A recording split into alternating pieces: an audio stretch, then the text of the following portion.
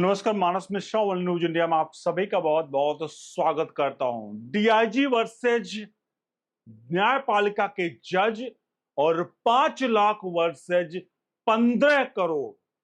अब आप सोच रहे होंगे कि आखिरकार ये मैं कौन सी पहेली यहां पर आपको बुझा रहा हूं कि डीआईजी वर्सेज पुलिस और 5 लाख वर्सेज 5 करोड़।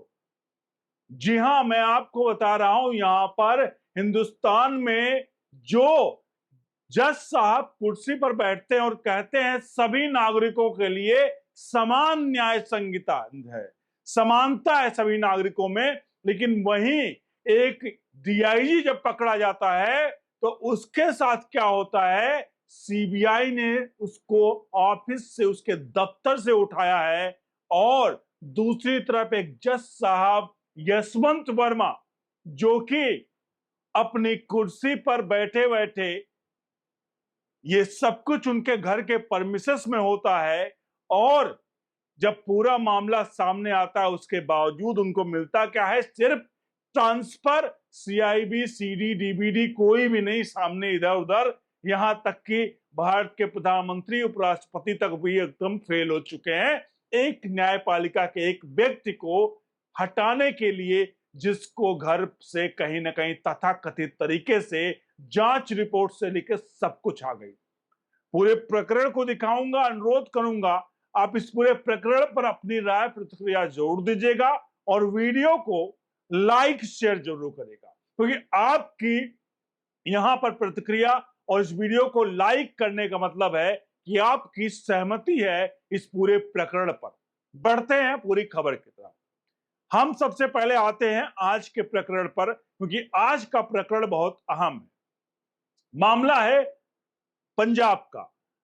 पंजाब में एक भारतीय पुलिस सर्विसेज के आईपीएस थे और वो डीआईजी रैंक रोपड़ रेंज के डीआईजी थे।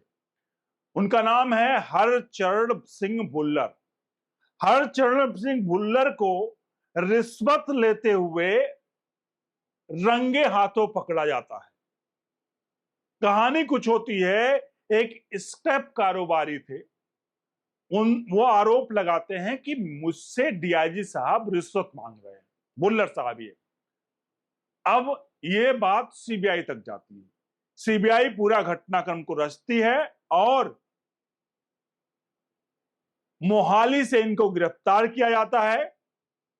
जो घटनाक्रम में आया कि मतलब पूरी तरह से स्पष्ट नहीं कि एग्जैक्ट लोकेशन, लेकिन सूत्र बता रहे हैं कि इनको मोहाली से गिरफ्तार किया गया है। मंडी के गोविंदगढ़ के स्कैप कारोबारी इन पर पूरी तरह आरोप लगाया था।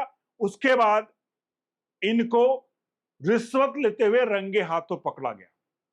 वो रकम 5 करोड़ के आसपास सूत्रों के हवाले से माफ कीजिएगा, 5 लाख के आसपास सूत्रों के हवाले से बताई जा रही है।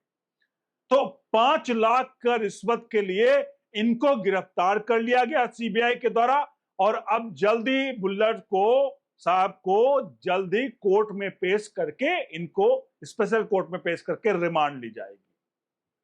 अब इस पूरे प्रकरण में आप एक चीज तो समझ रहे होंगे कि डीआईजी साहब के रंगों हाथे पकड़े गए। रंगों हाथे क्यों पकड़े गए? क्योंकि आरोप तो पहले डीआईजी के ऊपर उस स्क्रैप व्यापारी ने लगाया।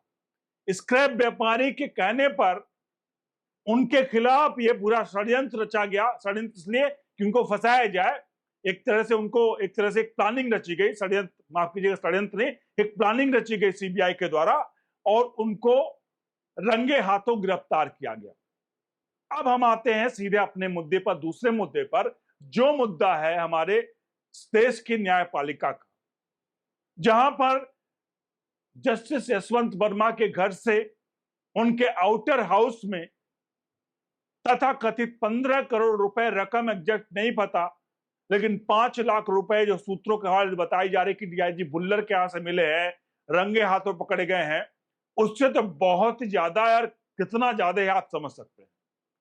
तो आउट हाउस से उनके घर पर 15 करोड़ रुपया पकड़े गए, जलते हुए मिले। जो कुछ था, चूंकि उसकी वीडियो आई, विजुअल्स आई, सुप्रीम कोर्ट की वेबसाइट पर आई, 3 सदस्यीय जो है जज की कमेटी, उसका रिपोर्ट भी सौंपा इन हाउस कमेटी ने, और उसके बाद मामला संसद तक पहुंचा।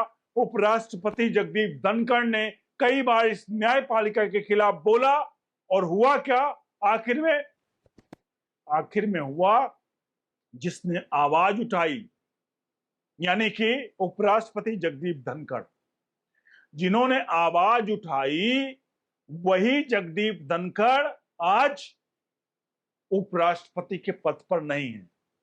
अब मैं आरोप नहीं लगा रहा हूं कि न्यायपालिका के नाते ही वो गए हैं, लेकिन ये बात जरूर है, और आप सभी भी इस बात से सहमत होंगे कि न्यायपालिका से जो भी टकराया है वो हमेशा उसके सामने यक्स ही लगा है। एक्स मतलब होता है पूर्व, यानी भूतपूर्व लग जाता है उनके सामने। चाहे वो इससे पहले किरण रिजिजू हो, कानून मंत्री, जो डायरेक्ट कॉलेजियम को लेकर कई बार वो वार कर चुके, और देखिए वो कानून मंत्री अब नहीं है, जबकि सरकार चल रही है मोदी की, लेकिन उन्हें अपने पद से शायद हटना पड़ा, हटाया गया, क्या कारण था वो अलग की बात है, लेकिन उन्हें पद छोड़ना पड़ा। और अब जैसा मैंने बताया कि उपराष्ट्रपति के साथ भी वही हुआ। उपराष्ट्रपति बार बार हर मंच पर कहते थे 15 करोड़ रुपए मिले, किसके घर में मिले, कहां मिले, आग पहुंची तब मिला, नहीं तो पैसा मिलता ही नहीं। सारी चीजें वो बहुत पॉइंट टू द पॉइंट कहते थे। हुआ क्या उनके साथ? उनको इस्तीफा सौंपना पड़ा। मैं फिर कह रहा हूं, ये इस्तीफा सीधे तौर पर हम ये नहीं कह रहे हैं कि जज पर आरोप लगाने या जज को खिलाफ बार बार बोलने को लेकर ही है, लेकिन अटकलें जरूर लगाई जा सकती है कि ये भी एक पॉइंट हो सकता है। क्योंकि इसी के खिलाफ महाभियोग, जज साहब के खिलाफ ही महाभियोग लाया जा रहा था, जिसको लेकर के राज्यसभा में लोगों के हस्ताक्षर हो रहे थे। उसी वक्त ये पूरा मामला हुआ था, ध्यान रखिएगा, इस्तीफे का। शाम 4 बजे उन्होंने वो लेटर लिया था विपक्ष का, जिसका भी था, क्योंकि अंदर की बातें नहीं पता किसी को, कि अब महाभियोग ला दिया जाएगा, और शाम को 6-7 बजे तक उनकी तबीयत खराब हो जाती है, उनको इस्तीफा देना पड़ता है।